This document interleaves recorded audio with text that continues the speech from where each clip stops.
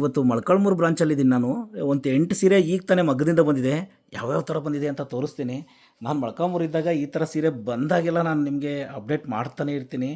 Last ವೀಕಲ್ಲೂ ಕೆಲವು ಸೀರೆ ಬಂದಿತ್ತು ಇದರಲ್ಲಿ. ಇವತ್ತು ಮತ್ತೆ ಬಂದಿದೆ, ನೋಡೋಣ ಯಾವ ರೀತಿ ಇದೆ ಅಂತ ತೋರಿಸ್ತೀನಿ ನೋಡಿ.